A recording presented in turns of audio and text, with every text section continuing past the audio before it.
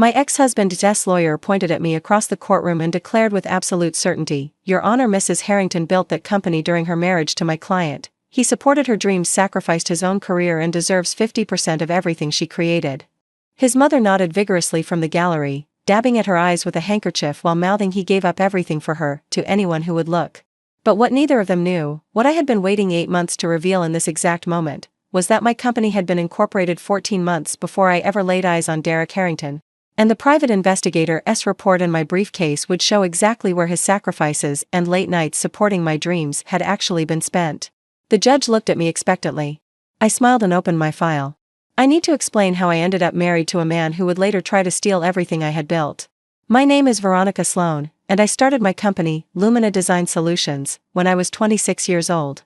I was fresh out of a soul-crushing corporate job, exhausted from making other people rich while barely affording my rent, and desperate to build something of my own. I had $8,000 in savings, a laptop that was 3 years past its prime, and a vision for a boutique interior design firm that would serve clients who wanted high-end aesthetics without high-end pretension. I incorporated the business in March 2016, working out of my tiny apartment, taking any job that came my way, slowly building a reputation one satisfied customer at a time. The first year was brutal. I barely broke even. There were months when I ate ramen for every meal and took on side gigs just to make rent. But I kept going, kept building, kept believing that eventually the hard work would pay off. By May 2017, 14 months after incorporation, I had my first major client, a boutique hotel chain that wanted me to redesign 3 of their properties. The contract was worth $340,000 over 18 months. It was the breakthrough I had been waiting for. That same month, I met Derek Harrington at a mutual friend's birthday party. He was charming, handsome, attentive. He asked questions about my work and actually seemed interested in the answers. He told me I was inspiring and driven and exactly the kind of woman he had always dreamed of meeting. I was 27, finally succeeding at something, and desperately lonely from years of grinding alone. I fell hard. We were married within a year. The biggest mistake of my life. At first, the marriage seemed perfect. Derek was supportive, or at least, he performed support. He would bring me coffee during late work nights, tell me how proud he was of my success, introduce me to people as my brilliant wife who built a company from nothing. What I didn't notice, or didn't want to notice, was that his support was entirely verbal. When I needed help with actual tasks, he was always busy. When I asked him to contribute to household expenses, he had excuses. When I suggested he find more stable employment than his sporadic, consulting work, he accused me of not believing in him. "I'm working on something big," he would say, his eyes sliding away from mine. "You'll see. I just need a little more time." Time. That was Derek's favorite currency, always asking for more of it, never spending it on anything productive. Meanwhile, Lumina Design Solutions continued to grow. The hotel contract led to other contracts. I hired my first employee, then my second, then my fifth. By our 3rd wedding anniversary, my company was generating $2.4 million in annual revenue. And Derek was still working on something big. I started noticing inconsistencies in his stories around year 4. He would tell me he was meeting clients, but I would find receipts from bars and restaurants in neighborhoods nowhere near any business district. He would claim late nights, networking, but his phone would be suspiciously silent when I tried to reach him. He would promise to attend important events with me, then cancel at the last minute with elaborate excuses. I wanted to trust him. I had built my entire marriage on trusting him. But I'm not stupid. And I didn't build a successful business by ignoring red flags. I hired a private investigator. The results came back within 3 weeks. Derek had been having an affair for approximately 2 years, not with one woman, but with several. The investigator had documented dates, times, hotel receipts, text messages. He had photographs of Derek entering apartments that weren't ours, kissing women who weren't me, living an entire secret life while I worked 16-hour days to build something real. But the infidelity wasn't even the worst part. The worst part was what Derek had been telling these women about his life. According to the investigator's report, Derek had been presenting himself as a successful entrepreneur who was supporting his wife's struggling business while she figured things out. He had borrowed money from at least 2 of his girlfriends, claiming he needed it for investments, and had been living off their generosity while simultaneously living off mine. He had been running a con the entire time. Our marriage wasn't a relationship. It was a long-term grift. I consulted with a divorce attorney before confronting Derek. "If you want to protect your business," she said, "you need to be strategic. Don't let him know you know about the affairs. Don't let him know you're planning to leave. Gather your documentation, secure your assets, and file when you're ready, not when he forces your hand." Her name was Margaret Okonkwo, and she was the best divorce attorney in the city. She had a reputation for being ruthless, thorough, and absolutely unbeatable in court. I hired her immediately. For the next 3 months, I pretended everything was normal. I smiled at Derek over breakfast. I accepted his excuses for late nights. I continued paying for his lifestyle while secretly building an airtight case for divorce. I gathered incorporation documents proving I had started Lumina 14 months before meeting Derek. I compiled financial records showing that my business had been profitable before the marriage and that Derek had never contributed to its operations. I documented every dollar he had spent of my money, every lie he had told, every betrayal he had committed. When I was ready, I filed for divorce and had him served at one of his girlfriend's apartments. The look on his face, according to the process server, was priceless. Derek's response to the divorce filing was immediate and aggressive. He hired an attorney, expensive, flashy, the kind who specialized in protecting men's assets in divorce, and countered with a demand for 50% of everything, including my company. His argument was simple: we had been married for 5 years, Lumina had grown significantly during that time, and he had supported my success by maintaining the household and allowing me to focus on work. As if I had needed his permission. As if his absence from responsibility was a gift rather than a burden. The initial hearings were contentious. Derek's lawyer painted a picture of a devoted husband who had sacrificed his own career to support his wife's dreams, only to be cast aside once she no longer needed him. His mother testified that Derek had always put Veronica first and had given up so many opportunities to help me succeed. I sat in the courtroom and listened to lie after lie after lie, my hands clenched under the table, waiting for my turn. Margaret kept telling me to be patient. Let them build their house of cards, she said. We'll knock it down all at once. I trusted her. I waited. The final hearing came 8 months after I filed for divorce. The courtroom was full, Derek's family on one side, my small support system on the other. Derek sat at the plaintiff's table looking confident, almost smug. His lawyer had clearly told him this was going to be easy, that judges always split marital assets, that my company was as good as half his. His lawyer made the opening argument with theatrical confidence. Your Honor, Mrs. Harrington built Lumina Design Solutions during her marriage to my client. Mr. Harrington supported her throughout this process, maintaining their household, providing emotional support, and sacrificing his own career opportunities so that she could pursue her dreams. Under state law, businesses built during marriage are marital assets subject to equitable distribution. We are seeking 50% of Lumina Design Solutions, valued at approximately $6.2 million. His mother nodded from the gallery. Derek straightened his tie. The judge turned to me. Ms. Sloan? Your response? I stood, straightened my jacket, and approached the bench with my file. Your Honor, I'd like to present several documents that directly contradict everything opposing counsel has stated. I handed copies to the judge, to Derek's lawyer, and to the court clerk.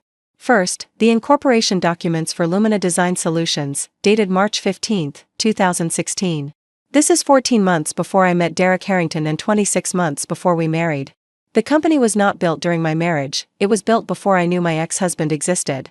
Derek's face went pale.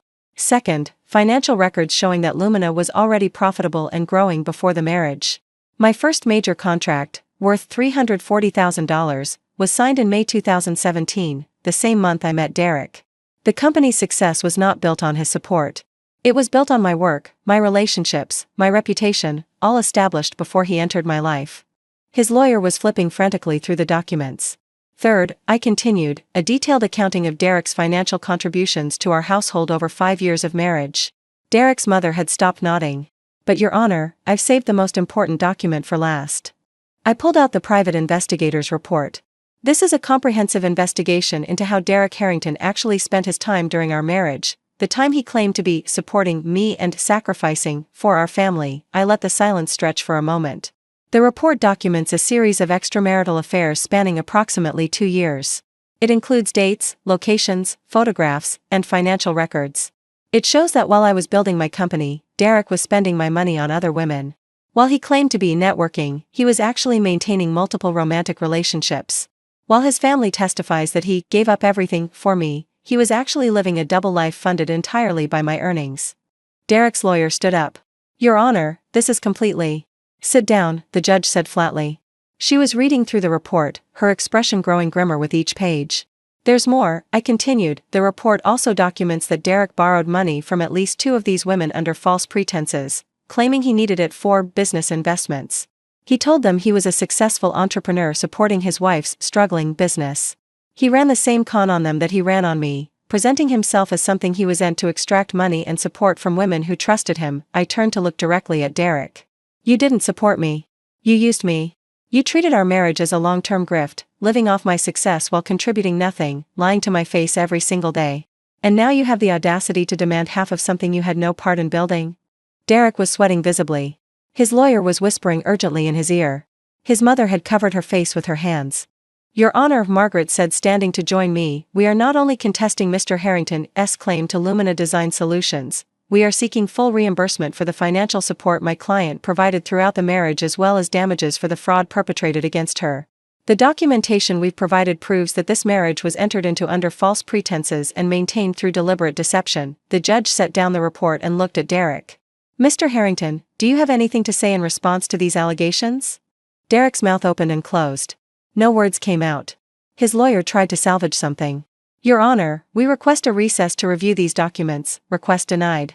The documents speak for themselves. The judge's voice was ice. I've seen a lot of divorce cases in my career, but this is one of the most egregious examples of attempted financial fraud I've encountered. Mr. Harrington entered this marriage contributing nothing, took everything he could during it, and is now attempting to steal half of a business he had no hand in creating. She straightened the papers on her bench. Regarding the business, Lumina Design Solutions was incorporated 14 months before the parties met and is clearly premarital property. Mr. Harrington's claim is denied in its entirety. Derek's face crumpled. Regarding the division of marital assets, based on the evidence presented, including Mr. Harrington's documented infidelity, financial exploitation, and failure to contribute to the marriage, I am awarding Ms. Sloan the marital residence, all joint accounts, and reimbursement for documented expenses paid on Mr. Harrington's behalf during the marriage. His mother let out a strangled sob. Regarding spousal support, Mr. Harrington's request for alimony is denied. Given his pattern of fraud and deception, I find that he is not entitled to any ongoing support from Ms. Sloan. The judge looked at Derek with unconcealed contempt. Mr. Harrington, you should count yourself lucky that Ms. Sloan is not pursuing criminal fraud charges for the money you extracted from other women under false pretenses. I strongly suggest you take this outcome and move on with your life, preferably in a more honest direction. She banged her gavel. Court is adjourned. The aftermath was chaos. Derek's lawyer rushed him out of the courtroom before reporters could reach him. Yes, reporters, because Margaret had tipped off a few journalist contacts who were interested in covering a story about divorce fraud and marriage cons. The story ran in 3 local outlets that week, including one that featured the private investigator's findings in detail. Derek's mother cornered me in the hallway. How could you do this? She hissed. You've destroyed him. You've destroyed our family.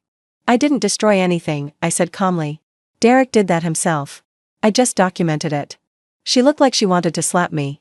I almost wished she would. Margaret was standing right there, and a recorded assault would have been the cherry on top of our case. But she just turned and stormed away, her heels clicking furiously on the courthouse floor. I never saw any of the Harringtons again. In the months after the divorce, I learned the full extent of Derek's deceptions. He had been conning women since before me. I was just the most successful one, the jackpot he thought he had finally hit. He had a pattern: find a woman who was ambitious and trusting, present himself as supportive and devoted, then gradually extract whatever value he could while contributing nothing. 2 of his former girlfriends reached out to me after the news coverage. They had similar stories, falling for his charm, supporting him financially, eventually discovering that everything he had told them was lies. One of them had given him $15,000 for a business opportunity that didn't exist. The other had co-signed a lease he had stopped paying after 3 months, destroying her credit. We formed an unlikely support group, these women and I. We compared notes, shared evidence, helped each other heal from the experience of being conned by the same man. Eventually, we coordinated with law enforcement. Derek was charged with fraud in connection with the money he had taken from other women under false pretenses. He pleaded guilty to reduced charges and was sentenced to 18 months in prison plus restitution. It wasn't enough. It's never enough when someone systematically exploits the people who trusted them. But it was something. That was 3 years ago. Lumina Design Solutions is now worth $14 million. We've expanded to 3 offices, employed 47 people, and completed projects on 3 continents. The company I built from nothing, before Derek, during Derek, after Derek, continues to grow. I've been in therapy, working through the trauma of discovering that my marriage was a lie. It's not easy. There are days when I still feel stupid for not seeing it sooner, for believing in someone who was only pretending to believe in me. But my therapist reminds me that I'm not the one who did something wrong. Derek chose to deceive me. He chose to exploit my trust. He chose to build his life on lies rather than doing the actual work of being a partner. That's on him. Not on me. People sometimes ask me if I regret marrying Derek. The question is complicated. If I hadn't married him, I wouldn't have wasted 5 years of my life on a man who was using me. I wouldn't have paid for his lifestyle, made excuses for his failures, believed in his potential while he contributed nothing.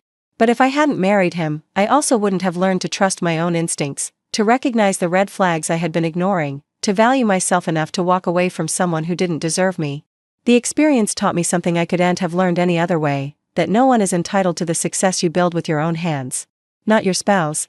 Not your family. Not anyone. I built Lumina Design Solutions.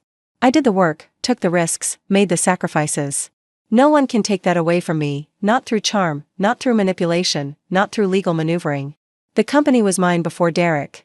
It was mine during Derek. And it's mine after Derek. Last month, I was speaking at a conference for women entrepreneurs, and someone in the audience asked how I had handled my ex-husband's attempt to take half my business. I told her what I've told you. And then I added this. Documentation is your best friend. Keep records of everything, incorporation dates, financial contributions, business decisions. Keep them even if you think you don't need them. Even if your marriage seems happy. Even if you trust your partner completely. I paused. Because trust is wonderful. Trust is necessary for any relationship. But trust without verification is just hope. And hope doesn't hold up in court. The audience laughed. But I wasn't joking. I learned the hard way that the people closest to you can be the biggest threats to everything you've built. I learned that charm can hide emptiness, that promises can cover lies, that the person sleeping beside you can be planning to take everything you have. Derek walked into that courtroom expecting to walk out with half my company. He had convinced himself that his deceptions would hold, that his claims would stick, that his carefully constructed narrative of the sacrificing husband would win over the judge. He was wrong. Because I had the receipts. The documents. The evidence. He had only lies. And in the end, the truth always comes out. I'm single now, and happy about it. I date occasionally, but I'm in no rush. I've learned to be cautious, to trust slowly, to require actions instead of accepting words. Any future partner will have to earn my trust through consistency, through contribution, through showing up in ways that matter. I won't be fooled again. But I also won't close myself off to love entirely. Derek doesn't get to have that power over me. He already took 5 years of my life. He doesn't get to take my future too.